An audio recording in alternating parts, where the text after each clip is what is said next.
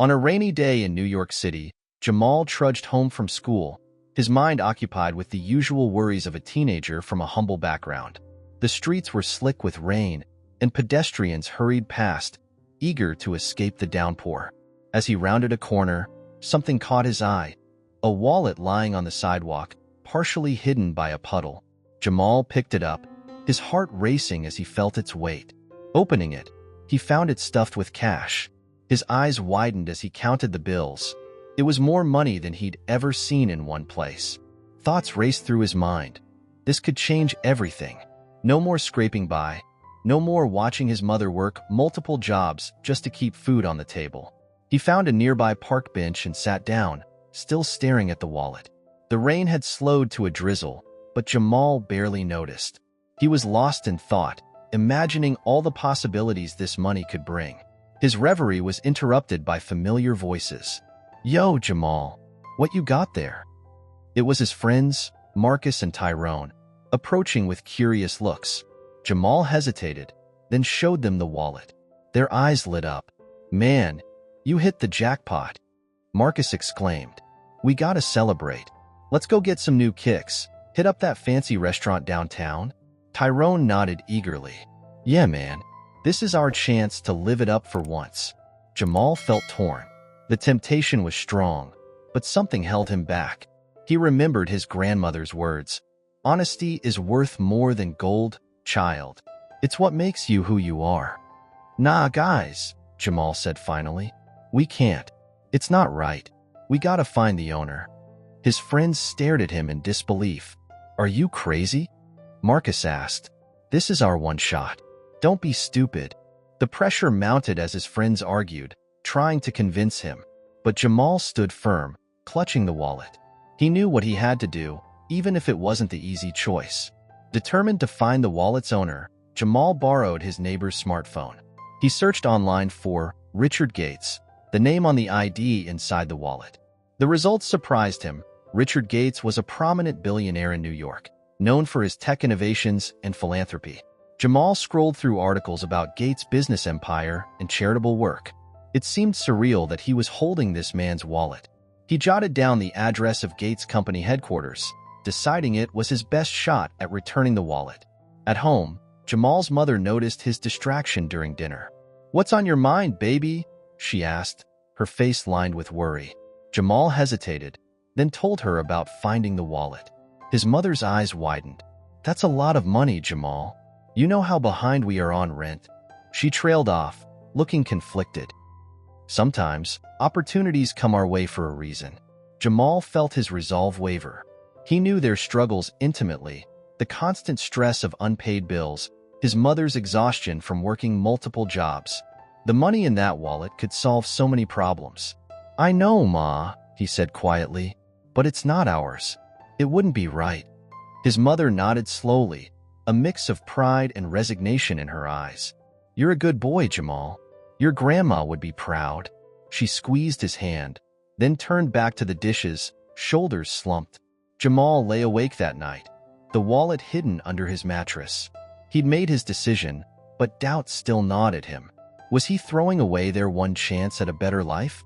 The next morning, Jamal set out early, the address of Gates' office memorized. As he navigated the unfamiliar, upscale part of the city, nerves set in. What if they didn't believe him? What if they accused him of stealing? Standing before the imposing skyscraper that housed Gates' company, Jamal took a deep breath. This could be risky, but he knew it was the right thing to do. Squaring his shoulders, he stepped through the revolving doors, ready to face whatever came next. Jamal approached the security desk in the lobby, his heart pounding. The guard eyed him suspiciously. "Can I help you?" "I'm here to see Mr. Gates," Jamal said, trying to keep his voice steady. "I found his wallet." The guard's eyebrows shot up. After a quick phone call, he directed Jamal to the elevator. "Top floor," he said, still looking skeptical. As the elevator climbed, Jamal's anxiety grew. The doors opened to reveal a luxurious office suite. A receptionist greeted him and asked him to wait. Minutes later, the door opened, and Richard Gates himself emerged. He was younger than Jamal expected, dressed in a simple shirt and jeans. "You must be Jamal," he said, extending his hand. "I hear you have something of mine." Jamal nodded, pulling out the wallet. "I found it yesterday, sir. I wanted to return it personally." Gates took the wallet, his expression a mix of surprise and admiration. "That's quite honorable of you, Jamal. Not many would have done the same. Please, come in. I'd like to hear more about you." Hesitantly, Jamal followed Gates into his office. The view of the city was breathtaking, but what caught Jamal's attention were the photos on the desk, Gates with his family, at charity events, and surprisingly, one of him as a teenager in what looked like a working-class neighborhood. Gates noticed Jamal's gaze. "That was me at your age," he said, picking up the photo. "I grew up in the Bronx. Life wasn't easy, but I had opportunities that changed everything." Jamal's eyes widened. I assumed you were always." Gates chuckled. "Rich? No, far from it. I worked hard, had some luck, and most importantly, had people who believed in me." As they talked, Jamal began to see Gates not as an untouchable billionaire, but as a person with his own story, his own struggles. The conversation flowed easily, touching on Jamal's life, his dreams, and the challenges he faced. "You know, Jamal," Gates said thoughtfully, "your honesty today, it's rare. It's the kind of integrity that can take you far in life." Jamal felt a mix of pride and humility. He'd come here expecting to simply return a wallet, but instead found himself in a conversation that felt like it could change the course of his life. As their conversation continued, Gates invited Jamal to stay for dinner. They moved to a small dining area adjacent to the office, where a simple meal was served. Jamal felt slightly out of place, but Gates' casual demeanor helped him relax. Over dinner, Gates opened up about his journey. "I faced a lot of skepticism and prejudice when I started out," he said. "People didn't expect much from a kid from the Bronx, but I used that as fuel to prove them wrong." Jamal listened intently, finding parallels with his own experiences. "How did you deal with it?" he asked. "I focused on my goals and surrounded myself with positive influences," Gates replied. "And I never forgot where I came from. That's why I'm passionate about giving back." As they finished eating, Gates leaned forward, his expression serious. "Jamal, I've been thinking. Your integrity today has sparked an idea. I've been looking for ways to make a real difference in communities like the one I grew up in. What do you think about a mentorship program for young people facing similar challenges?" Jamal's eyes lit up. "That could be amazing, Mr. Gates. There are so many kids in my neighborhood who could use that kind of support." Gates nodded enthusiastically. "Exactly. And I think you'd be the perfect person to help shape this program. You understand the challenges firsthand, and you've shown the kind of character we want to foster." Jamal felt a mix of excitement and nervousness. "Me? I don't know if I'm qualified." "You're more qualified than you realize," Gates assured him. "Your perspective is invaluable." As they discussed the potential program, Jamal's mind raced with possibilities. He thought of his friends, his classmates, all the kids in his neighborhood who could benefit from this opportunity. Suddenly, Jamal's phone buzzed with a text. It was from his childhood friend, Marcus. "Need to talk ASAP. It's important." Jamal frowned, feeling torn between his exciting conversation with Gates and his concern for his friend. He looked up at Gates apologetically. "I'm sorry, it's my friend. He says it's urgent." Gates nodded understandingly. "Of course. Why don't we continue this discussion another time? I'd like you to think more about the mentorship program idea." As Jamal prepared to leave, he felt a sense of possibility he'd never experienced before. But the urgent text from Marcus weighed on his mind, reminding him of the complexities waiting back in his own world. Jamal met Marcus at their usual spot, a rundown basketball court near their neighborhood. As he approached, he noticed Marcus's agitated state, pacing back and forth with nervous energy. "What's up, man?" Jamal asked, concern evident in his voice. Marcus looked around furtively before speaking. "I'm in trouble, Jay. I got mixed up with some guys. They promised quick money, but now they're asking me to do some serious stuff." Jamal's heart sank. He'd feared something like this might happen. Marcus had been drifting towards the wrong crowd for a while now. "What kind of stuff?" he asked cautiously. Marcus shook his head. "Can't say too much, but it's big. Dangerous. I thought, maybe you could help me out. You know, with that wallet you found." Jamal stiffened. What are you talking about? Come on, man. I know you didn't turn it in. That kind of money could solve everything. We could split it, get out of this neighborhood. I did turn it in, Marcus, Jamal said firmly. It was the right thing to do. Marcus's face twisted with disbelief and anger. Are you kidding me? You had our ticket out and you just gave it away? To some rich guy who probably didn't even notice it was missing? Jamal tried to explain about Gates, the mentorship program, but Marcus wasn't listening. You're such a fool, Marcus spat. Always trying to be the good guy. Well, guess what? Good guys finish last in this world. And now, if I don't come up with some cash fast, I'm in deep trouble. The conversation grew heated. Marcus's desperation turned to threats.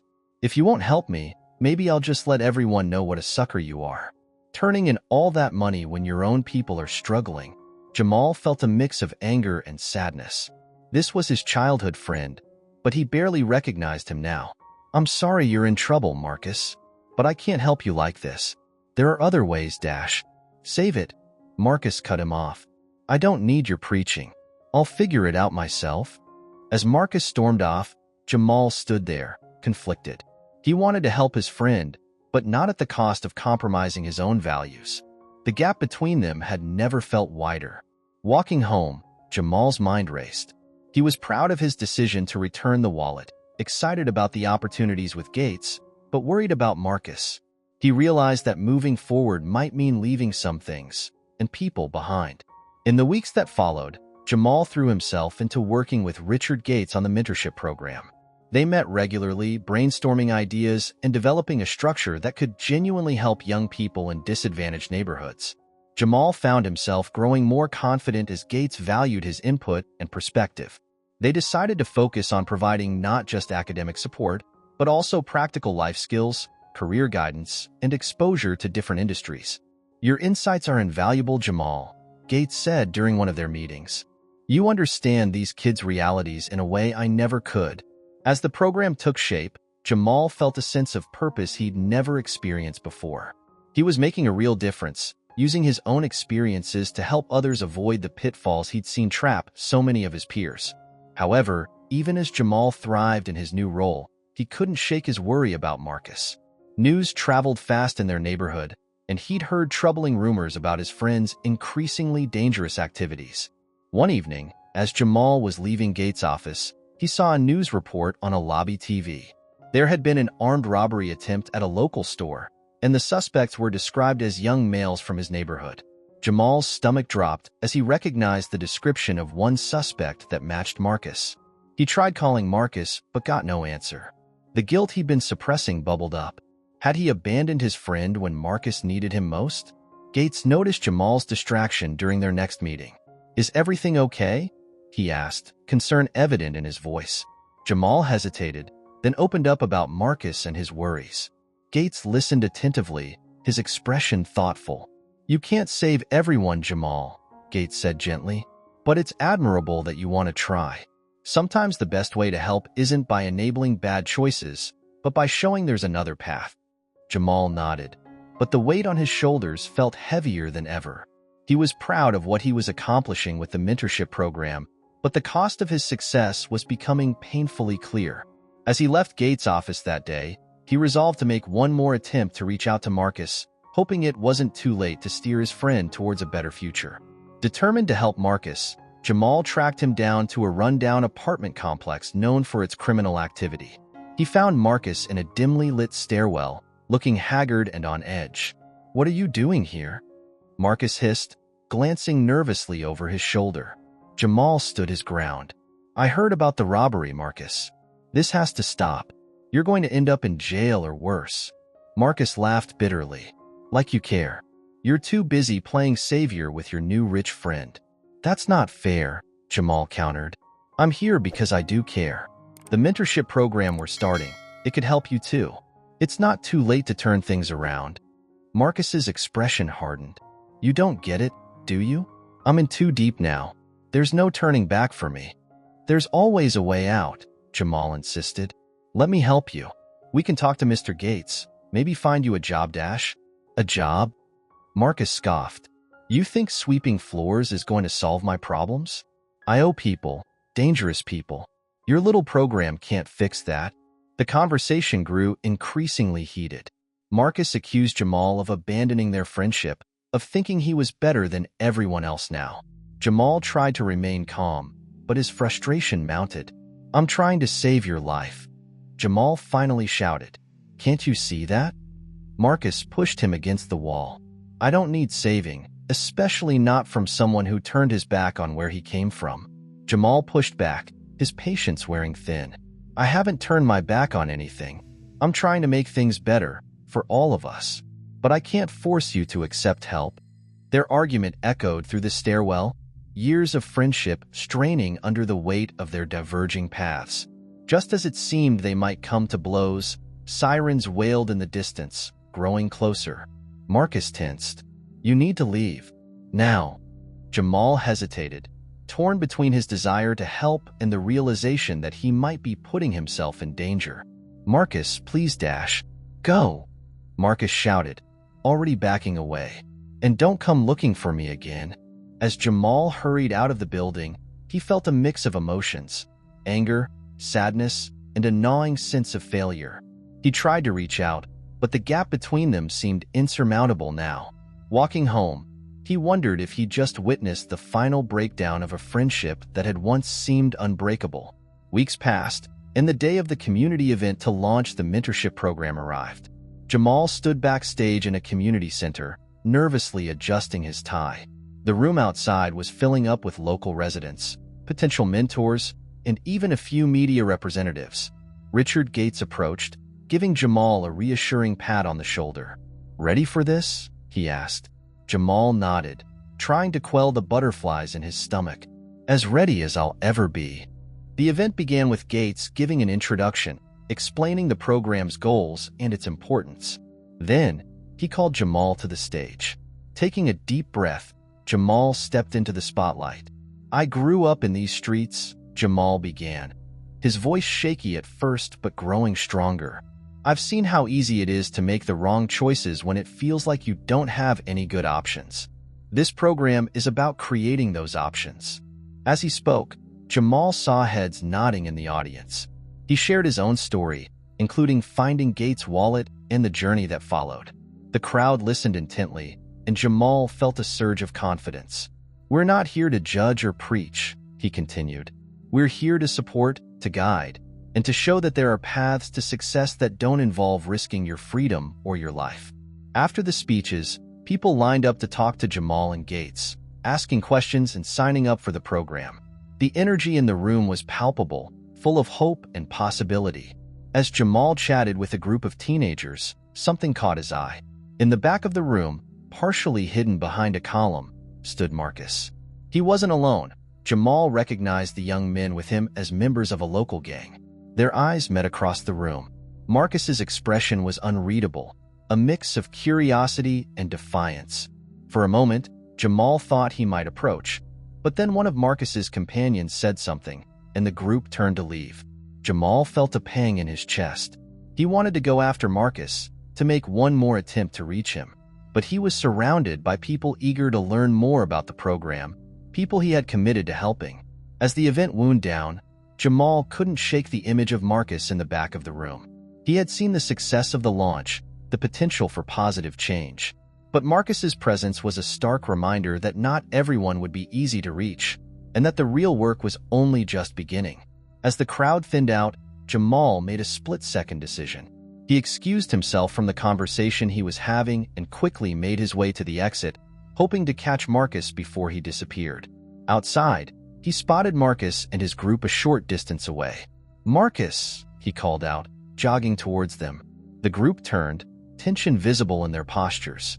Marcus stepped forward, his expression guarded. "What do you want, Jamal?"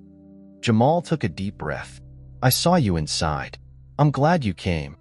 Marcus shrugged, just checking out what all the fuss was about. "And?" Jamal pressed.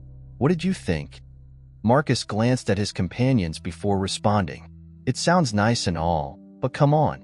You really think some mentorship program is gonna fix everything?" Jamal stood his ground. "It's not about fixing everything overnight.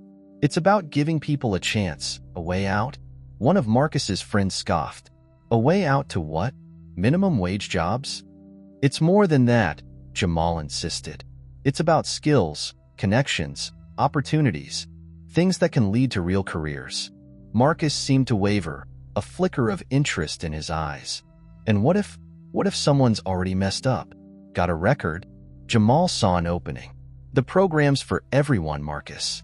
No judgment. We're working with companies willing to give second chances. For a moment, Marcus's tough exterior cracked. I don't know, man. It sounds good, but what? Jamal pressed. Marcus lowered his voice. It's not that simple for me. I've got obligations. Jamal nodded, understanding the unspoken implications. I get it, but there are always options. We can figure something out, find a way to make it work. The other gang members were growing restless. Come on, Marcus, one of them urged. We've got places to be. Marcus hesitated, clearly torn. Jamal saw his chance slipping away. Just think about it, he said quickly. Come to the next meeting. No commitment. Just hear us out. After a long moment, Marcus gave a small nod. Maybe. No promises. As Marcus and his group walked away, Jamal felt a mix of hope and apprehension. It wasn't much, but it was a start. He'd opened a door, and now it was up to Marcus to decide whether to walk through it. Returning to the community center, Jamal found Gates waiting for him. Everything okay? Gates asked, concern evident in his voice. Jamal nodded. Yeah, I think we might have reached someone today. The following week, Jamal arrived early at the community center for the first official mentorship meeting. He was setting up chairs when he heard the door open. To his surprise, Marcus walked in, alone and looking uncomfortable. You came, Jamal said, unable to hide his relief. Marcus shrugged, trying to appear nonchalant. Said I might, didn't I? As other participants began to arrive, Jamal introduced Marcus to Richard Gates. Gates, true to his word, showed no judgment, warmly welcoming Marcus to the program. The meeting began, and Jamal watched as Marcus listened intently to the speakers. When it came time for participants to share their stories, Marcus hesitated, then slowly stood up. I'm Marcus, he began awkwardly. I've made some bad choices. Thought I didn't have any other options. He paused, taking a deep breath. But maybe I was wrong about that.